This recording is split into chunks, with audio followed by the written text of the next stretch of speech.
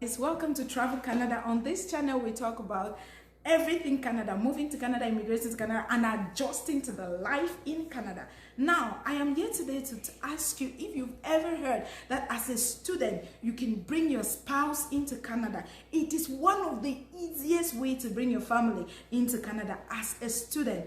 I did it. Today I'm going to be sharing you my story. I did it. I brought my husband into Canada and he got his visa 3 weeks after we applied. Yes, they asked him for his medicals 3 weeks after he applied, and 3 other weeks after his medicals, he got his visa. Just a month after our wedding, all this took place. So you can do it too. You too can do it. As a student in Canada, it is the easiest way to bring your spouse. And there's even a new rule in Canada that a freeze. So as a student, you can bring in your spouse into Canada. Isn't that exciting? Isn't that so exciting? I came to Canada in 2014 and I went back home 2016 and I got married. I went back home and I got married. Not that I married before coming. No, I went back home and I got married. And I came back, I got married on December 29th of 2016. And then when I came back to Canada, January, as soon as I got back to Canada, I put in the papers for my husband, and he got his, I think 3 weeks after I put in the papers, he got his letter to go and do his medicals, and 3 weeks after that he got his visa. So it's something that is doable. It's like the easiest way to bring a person into Canada. It's so easy, it's so fast. Now, what is the secret? I heard somebody tell me, oh, I have been applying for my wife, or my husband has been applying for me more than 3 times and they rejected it. What is the secret? First of all, Zoom marriage is not considered as marriage.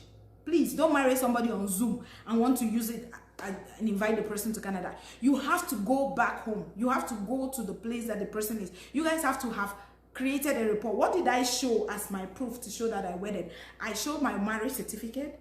I put pictures from the church wedding. I put pictures from the traditional wedding. I put pictures from the court wedding. I included all pictures. I even put a random picture of us just hanging around. Like, I put a picture that showed the connection with people and everything. I didn't just go and say, oh, I married this person. I put all those pictures. I included them in my application. Actually, my husband was the one who applied from back home. But he included all of those things. And I wrote an explanation letter. Very important. Guys, if you want to see this explanation letter, let me know. I'm going to read it to you guys and tell you how to go about it. If you want a copy, keep me a message. I am going to send it to you.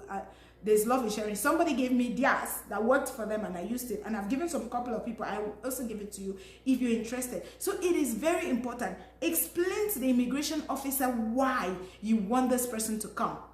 And that person, when your husband is coming, they are not coming as a student. They are coming in an open work permit. So therefore they can work and perhaps get permanent residency before you finish your school. Yes, it's doable. I did it. It worked for me. It can work for you. So if you're a student in Canada or planning to come as a student in Canada, it is very important that you have this information and you know that you are able to bring your spouse into Canada with you, or just months after you come. Or if you're a student here and you're like, oh, I want to go get married, but I don't know when my spouse is going to join me.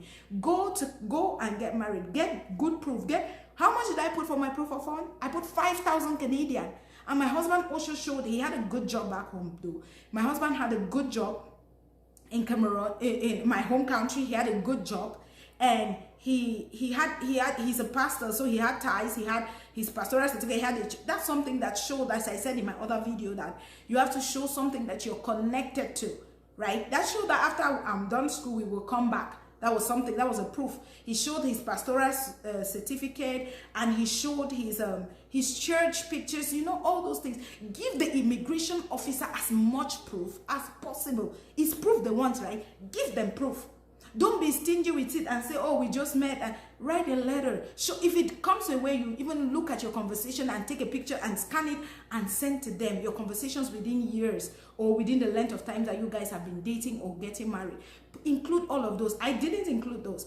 I put my these are things I put our wedding certificate. We put pictures from our wedding. My husband put his certificate, his pay slips from his job, because he had a good job. He didn't really show a bank statement with a lot of money. My husband didn't show a bank statement. I did a bank statement here in Canada for $5,000. So there's nothing like proof of fund. They know I'm a student. I don't have much money. I did a bank statement for $5,000, which I even took from friends to put in my account. Right? I did a bank statement for 5 times. My husband did not do any bank statement. He just showed that he had a job that had money coming in. He showed his pay stub. He showed his certificates. He showed everything. He presented it to them, and they gave him the visa without thinking. So please do this. You can. Your family can be with you. Unlike people that get married and or live far and their husbands are far. Canada believes in the family system. So you can always bring your husband or your family through the spousal work permit. This work permit was supposed to expire.